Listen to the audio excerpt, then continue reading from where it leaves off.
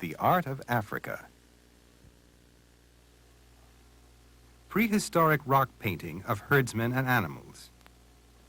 The Stone Age people who inhabited the northern part of Africa left thousands of extraordinary rock paintings, both in caves and on outcroppings of rock. This picture of oxen and herdsmen was first scratched onto rock and then painted. It shows us that where the Sahara Desert now exists, there was once fertile grazing land. The graceful drawings of the animals and the beautiful variations in color and pattern make this picture a particularly fine example of Stone Age art. Prehistoric rock painting from Tassili. The rituals and magical ceremonies of prehistoric times took place both in Stone Age Europe and in Neolithic Africa. In this rock painting from southern Algeria, some of the magical creatures are presented in a fanciful, modern-looking scene. Such rituals as fertility rites and dances to promote good hunting or good weather are pictured. Bushman painting. At the other end of the African continent, in the south, a Stone Age people called Bushmen also produced cave paintings. Their drawings of animals were as well executed as the well-known cave paintings of Spain and France. Even today, the tribes in this region continue to decorate rock walls, a cultural tradition that has lasted perhaps 10,000 years. Egyptian tomb painting. Black Africans appear frequently in the many tomb paintings of the ancient Egyptian dynasties. In this scene, mourners at a funeral are carrying objects for burial in a tomb. Despite Egypt's power and importance in the ancient world, Egyptian art did not influence the art of Africans in other parts of the continent. Nok head. A vanished civilization, the Nok people lived in what is now Nigeria. Recently excavated heads like this one were made of terracotta, a kind of hard-baked earth. This head is almost life-size. The pierced eyes, nostrils, and mouth are typical of Nok sculpture, as is the triangular shape of the eyes and the arching eyebrows. Even in this very early sculpture, you can see the African gift for balancing naturalism and realism with stylized and abstract ideas of beauty. Coptic tapestry. In the centuries after the beginning of Christianity, colonies of Christians settled in North Africa. Their art was called Coptic art. This woven cloth was made by Coptic artists at the end of the 5th century A.D. The two black figures are shepherds. The bottom figure wears an animal skin. The stylized plant and flower forms and the proportions of the figures are characteristic of Coptic art, but are not like other African styles. Ife head. Compare this pure copper mask with the stylized Nok head pictured previously. This very realistic and elegant work comes from Ife, the capital of a Nigerian civilization that flourished for more than 1,000 years. This piece was probably made in the 14th century. It was made to be worn. An extraordinarily skilled artist made it, using the lost wax process. In some places, the metal is less than 1/16 of an inch thick. Because of their realism and elegant technique, the works of the Ife are often compared with the sculpture of classical Greece and the Italian Renaissance. Benin King. The other important early African kingdom, also now part of Nigeria, was the Kingdom of Benin. Benin art is famous for fine bronze cast plaques and sculpted heads and figures. This bronze Oba, or king, was made in the 1600s. The king is shown wearing an elaborate headdress modeled to represent feathers. He also wears jewelry and a costume that suggest the pomp and ceremony of his court. Although Benin bronzes are less realistic than and not as finely crafted as the Ife sculptures, they are among the most admired of African sculptures. Benin Queen Mother. This Benin bronze head was made in the 16th century at the height of the Benin civilization. The queen's tall beaded headdress and the many tight necklaces she wears are marks of her position. This remarkably delicate bronze casting is only about 1/8 of an inch thick. The Queen Mother's image was so important that it rested on the royal altar. Benin plaque. This plaque shows a warrior and his attendants. It was made in the Kingdom of Benin in the 17th century. The chief in the center is in full ceremonial dress, a sword in one hand and a spear in the other. He wears a feathered cap, a necklace made of leopard's teeth, and a bell on his chest, along with a full set of armor. His two attendants carry typical Benin shields. The smaller figures are a trumpet player and a sword holder. Benin plaques are unusual in African art because they are rectangular and flat. Most African sculpture is three-dimensional. Dogon mother and child. In contrast with the early kingdoms of Benin and Ife, the sculpture of most early African tribes was generally more abstract. It did not seek to realistically portray its subject. Most tribal sculpture is made of wood rather than metal. This example is from the area of the Sudan and was made by the Dogon tribe. The theme of mother and child is widespread in African art. This carving is characteristic of Dogon sculpture. It is geometric, abstract, and angular. Notice how beautifully the simple shapes combine to express their theme. Dogon horse and rider. This extraordinary wood carving of a man on horseback is about 1 foot tall. Art of the Dogon tribe is made up of angular and simplified forms, and often includes horses and camels. This work, like many others, made use of the natural shape of the branch or tree root from which it was carved. Many Dogon figures have their arms and open hands stretched toward the sky, perhaps in prayer. Bambara headdress. The Bambara tribe from Mali are noted for their complicated carved wooden headdresses. Many of their headdresses have antelope shapes on them, because the tribe worshipped the antelope as a symbol of fertility and good hunting. These headdresses were worn during a dance which has steps imitating the antelope's leaps. The patterns on the sculpture are abstract representations of an antelope. No two Bambara antelope carvings are exactly alike. 20th century Western sculpture was influenced in part by African carving like this. Garunsi butterfly mask. Bordering Mali is the country of Burkina Faso, where bright painted masks are made by many different tribes.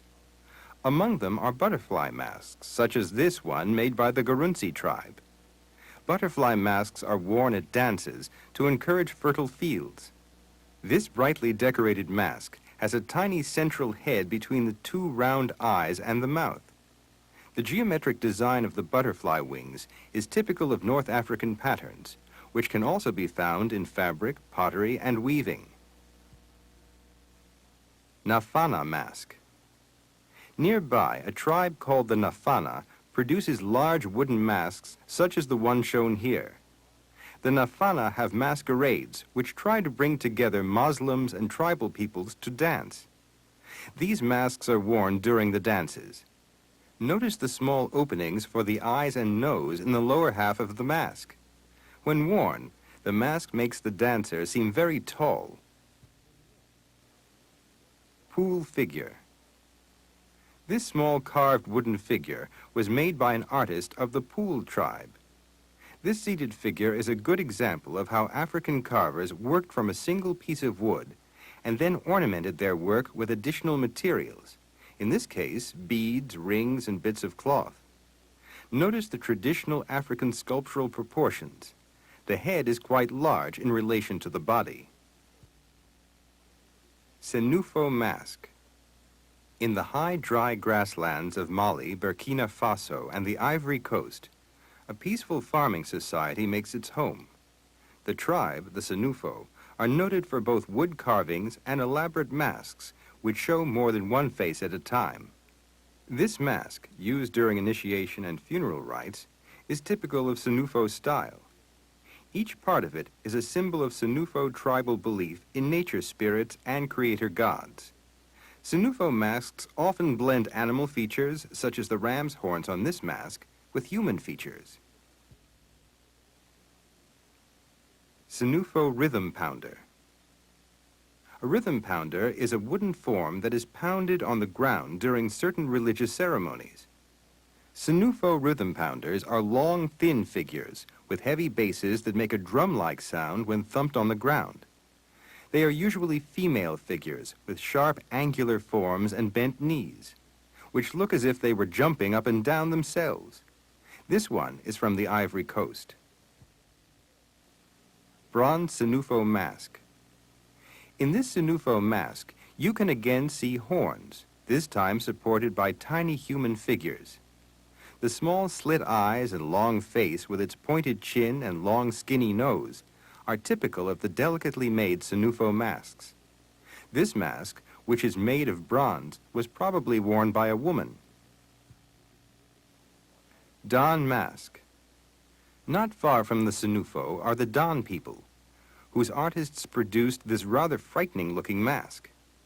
Don masks often have teeth in their distinctively shaped mouths, which add to their menacing expression. Masks of this type generally represent women and are used during ritual dances. This one comes from the Ivory Coast. Temne figure. An artist from a tribe called the Temne carved this unusually delicate wooden sculpture. The Temne people live in Sierra Leone. The figures they produce are lighter and more charming than the works of many of their neighbors. They are also more naturalistic. The stylized abstract shape and facial features of this figure again remind us of the influence of African art on modern Western art. Wee face mask. This extraordinary mask is from the Ivory Coast. It was worn by a man of the Wee tribe during a sacred ritual. The open, toothy mouth and whiskers seem realistic compared with the hollow eyes and headdress of bells. This is one of the most fanciful and unusual of the Ivory Coast masks, both in its animal-like design and the combination of materials used to make it. Wee mask and headdress. This mask and headdress, also of the Wee tribe, are used in dance ceremonies. The small white dots may represent the designs of the ritual scars made on tribe members' faces. The mask is bordered with human hair close around the face. The hanging hair is made of a kind of straw. The feathers of colorful birds decorate the head. The high plumes are hairs from a horse's tail. Baule mouse oracle. This small lidded container is a mouse oracle. While a medicine man recited, Baule tribesmen placed straws in the oracle. A mouse was put into the container, and as it scampered among the straws, it rearranged them. Then the straws were read in order to tell the future. This container and the small, wistful, rather boyish figure on it are carved entirely from wood. Baule mask. This very simple-looking mask was also made by the Baule people of the Ivory Coast area. Its round surface is made of wood, and it has highly stylized features. Close together protruding eyes, an oblong mouth, and two curved horns. It is worn during a dance held to avoid misfortune. Ashanti measuring weight. The Ashanti tribe lived in what is now Ghana, which used to be known as the Gold Coast. The Ashanti Kingdom was a wealthy, thriving society with its own gold mines. The Ashanti used gold dust as their currency. They made little weights out of brass or bronze to measure the gold dust. This example of such a measuring weight is in the shape of a sorcerer who is performing an act of magic. Ashanti King's Head. This sculpture is made of gold. It is a fine example of Ashanti art. Goldsmiths in Ashanti society were considered nobility. Their work was all made for the king, who owned all of the gold in the kingdom. The Ashanti courts were filled with elaborate ornaments and sculptures. This head, unlike much of the African sculpture we have seen, is realistic. It was a portrait head, made to resemble a particular king. Fawn chimpanzee. This wooden carving of a chimpanzee was probably made by a tribe from the Cameroons called the Fawn. A surprisingly naturalistic work, this carving has the simplified rounded shapes of the chimp without the deliberate distortion of much West African carving.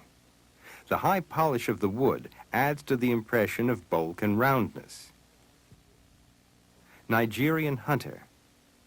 Nigeria is the home of many of the major art-producing tribes. We have already mentioned the early kingdom of Benin. During colonial rule, Benin tribes continued to produce cast metal sculptures of a specific recognizable type. This hunter has an antelope slung across his shoulders. Like other bronze works produced by this culture, this piece is curiously real-looking, from the limp form of the animal to the powerful form of the hunter, his knees bent under the animal's weight. Yoruba beadwork. Another major art-producing tribe of Nigeria are the Yoruba, a tribe of some 10 million people. In addition to their sculpture, they are noted for elaborate beaded designs. This example of Yoruba beadwork is from the jacket of an Eshu figure. Eshu is the messenger who ensures tribe members' well-being through communication with the spirits. The design is typical of many ornamental works from Africa, with its intertwining ovals and central figure of a beetle. Yoruba headdress and mask. This complicated Yoruba mask and headdress also have the intertwining designs and central animal figure. It is specifically used for a nighttime masquerade, honoring the spiritual powers of elderly women, important mother figures to the Yoruba. Called Gelede masks, carvings such as this one consist of two coiled snakes attacking a porcupine. Notice the small holes in his back for quills. Ibibie headdress. Another tribe whose headdresses are very striking are the Ibibie. The Ibibie live in Nigeria. Their headdresses, like the one shown here, feature complete figures high above the head. This carving is made of wood and sits upon a cap of basketry. Notice the large oval face with its abstract features. Igbo mask. Among the Nigerian tribes who make extraordinary masks are the Igbo. This is an Igbo helmet mask of decorated wood carving, which includes a complicated crest. It has a boldly carved, almost human-looking face and an open-style headdress. Masks like this were used by members of a male association for their rituals. Chameleon headdress. One of the most favored materials for African art is a kind of straw or wicker which we see here woven into a headdress. Made in the grasslands of the Cameroons, the headdresses are both fanciful and very skillfully made. This one includes a cap attached to the lizard-like headdress. Both are covered in blue and red cloth and sewn with white, red, green, and pink beads. Bamoon head. Also from the Cameroons is this wooden head made by an artist of the Bamoon tribe. Its bulging round eyes and moon-like face are typical of Bamoon carvings. The tribe stopped using them for their original ceremonial purposes when they were taken by outsiders and treated as art objects. Now they appear in museum collections and no longer have ceremonial use. Kota mask. The Kota tribe lives south of Gabon on the African coast. This unusual painted mask is used by members of a secret society. Made of soft wood, this mask has a geometric painted pattern and a small straw beard. Kota masks are among the most abstract of African masks. Modern Western artists were fascinated by the simplicity of this type of primitive representation of a face. Kota figure. Metal and wood figures like this one are important in Kota life. Called reliquary figures, their function is to guard baskets containing the bones and other relics of dead people. They are supposed to protect the dead and make contact with the spirits. These figures are often almost 2 feet high and are covered with carved decorations. The figure is thought to be an image of the dead person, or a home for his spirit. Death mask from Gabon. This strange mask was made in Gabon. Worn by members of a secret society of women, the mask represented a dead ancestor. The face was painted with a kind of white clay. It symbolized the spirit of the dead. The woman wearing this mask would dance on stilts during a moonlight ceremony. The narrow eye slits prevented the spirit of the dead ancestor from entering the body of the woman wearing the mask. Bateke medicine fetish. A fetish figure is an object containing medicine or made of medicines that have a magical power for a tribe. This fetish, made by an artist of the Bateke tribe in Zaire, has a hollow area in front which probably once held medicine or herbs for treating the sick. When the medicines were removed, the statue no longer had any power. Like many other African carvings from different sections of the continent, this work is vertical, has an angular design, and features traditional body proportions. A large head with short legs and a short body. Vili Janus mask with feathered cloak. This mask is called a Janus mask because it has 2 faces, one male and the other female. Masks such as this one were used when the sex of the god was unknown. This mask comes from the lower Congo, where it was made by an artisan of the Vili tribe. The cloak and headdress were made from the feathers of jungle birds. The mask was used in a rain ritual. Bayaka drummer. This wooden figure of a drummer is from the Bayaka tribe of Zaire. Its design is characteristic of Bayaka wood sculpture. It has a white curving hairline, a rather turned-up nose, and bulging eyes. The figure's position suggests a drummer in the middle of a performance. Notice that the figure was carved from a log. You can see the original wood at the bottom. Yambe ivory cane top. Ivory from the tusks of elephants was often used for African carvings. This example is from Zaire. It is the decorative top of a cane used by a chief of the Yambe tribe. Canes were an important sign of the chief's authority. The aggressive face on this cane top is supposed to inspire fear of the chief. The head, with its wide-open mouth, is that of a cat or wildcat. Notice how the deeply polished ivory has aged to its present burnished color. Bakongo nail fetish. One of the most unusual kinds of sculpture in Africa is the nail fetish figure. Large nail power figures, such as this one, come from the Congo region. This fetish was made by a member of the Bakongo tribe. Too powerful and dangerous to be owned by ordinary villagers, figures like this were kept in a special place under the priest's care. They were supposed to protect the village from the outside world and to kill witches and other dangerous intruders. They were also used for swearing oaths and for proving guilt or innocence. This one is about 2 feet high and is made of wood with nails, cloth, tacks, paint, and glass attached. Wambundu house door. Also from the lower Congo region is this painted house door. It was made by a member of the Wambundu tribe. African tribes have little painting that is meant for framing, but there is much painting of intricate and colorful designs on doors and walls. This example has several features typical of African design. The bright abstract patterns, the color scheme of deep browns and reds and white, and the dividing of the overall area into sections, each with its own pattern. Songwe mask. Among the best-known masks and sculptures of all African tribal art are the works of the Songwe, who live in Zaire. Songwe masks were used to avert calamities. They were considered to have extraordinary power. This mask has a carved wooden face with hair made of raffia or straw. The protruding mouth and parallel white lines all over the face are typical of Songwe carvings. Songwe fetish figure. Probably the most frightening figures in all tribal art are the fetish figures of the Songwe. This one represents two figures wearing secret society masks.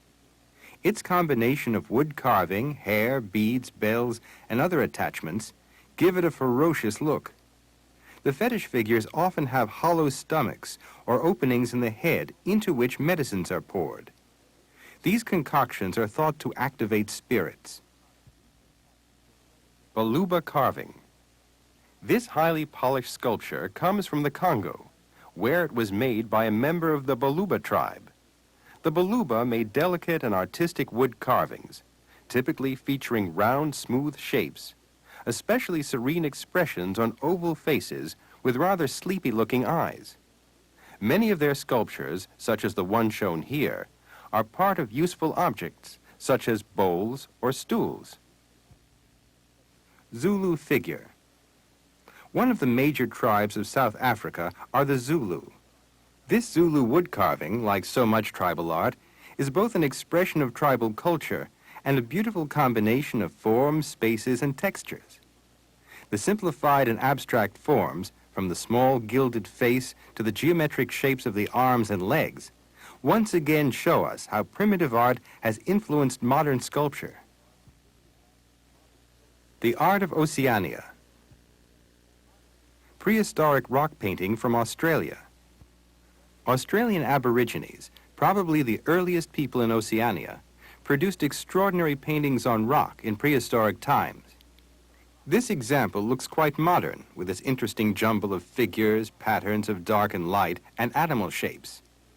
But like other prehistoric art, it also shows us the intriguing combination of technical and artistic skill with the mysteries of prehistoric ritual. Bark painting from Australia. This Aborigine painting was made on a piece of bark. It shows a wallaby being hunted and captured. This work features the flat pattern designs that are typical of much oceanic art. Notice the mixture of realism and abstraction. The hunter appears as a stick figure drawn in the most primitive way, while the wallaby is rounded and much more accurately drawn. Mask from New Guinea.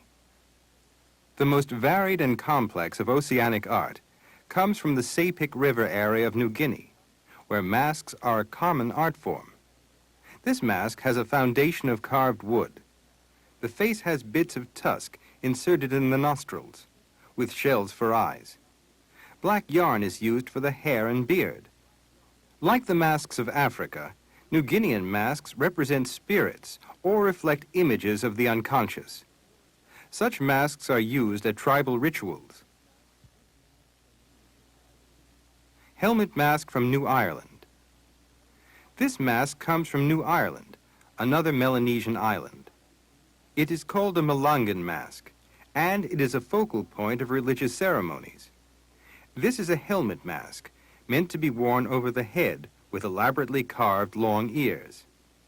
If you look closely, you can see the mouth, nose, and eyes hidden within the design.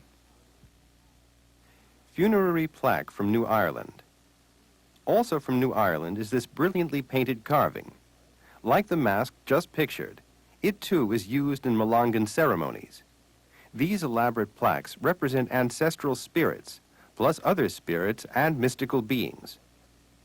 The three-dimensional feeling of these plaques is unusual in oceanic art, which is usually flat. Brightly painted decorations are also rare in this region. Carved figure from Vanuatu. This odd-looking object is a life-sized ancestor figure. It is modeled from tree fern on cane supports and then plastered over with a kind of paste. The actual skull of the dead person it represents is incorporated into the head. The hair is made of spider webs. Conch shells are suspended from the hands. Keep in mind that this figure is as large as a living person.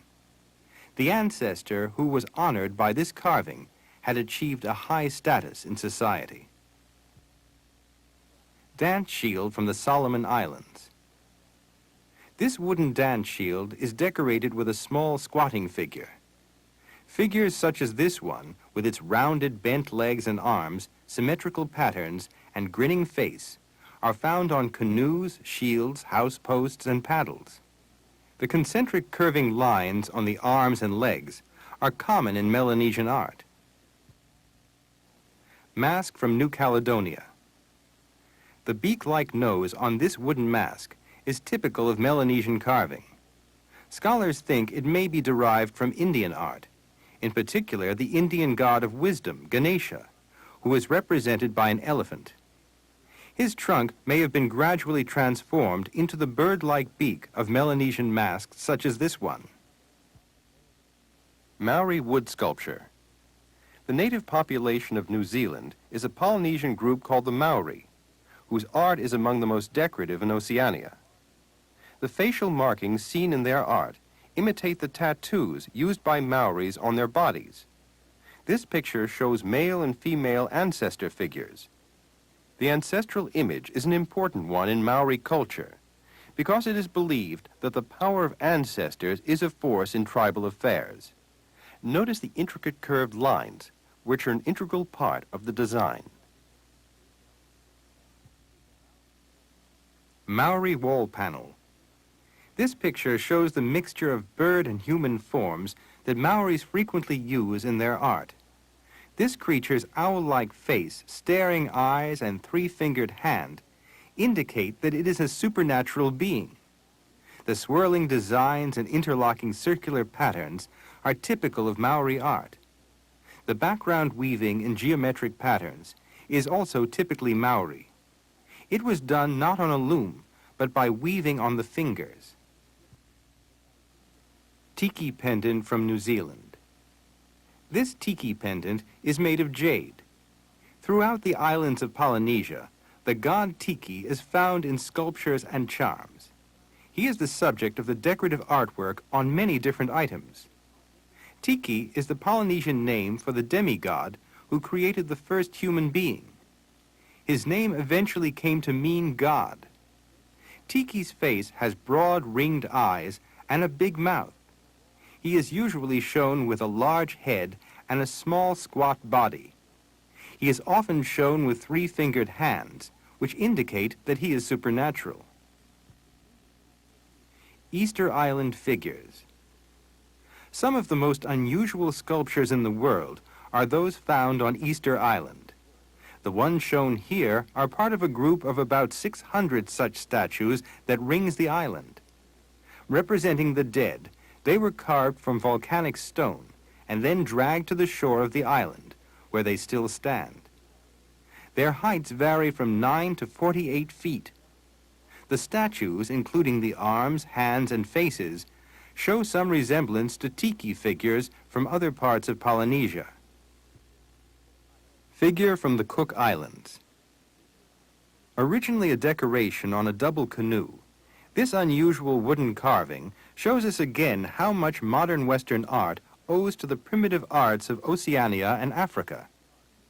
The vividly painted face, odd body proportions, and bold use of black and white are all characteristic of some of the contemporary art of the West. Here the carver created a striking and original figure, which may have sat in the prow of his canoe, its giant eyes appearing to see into the distance.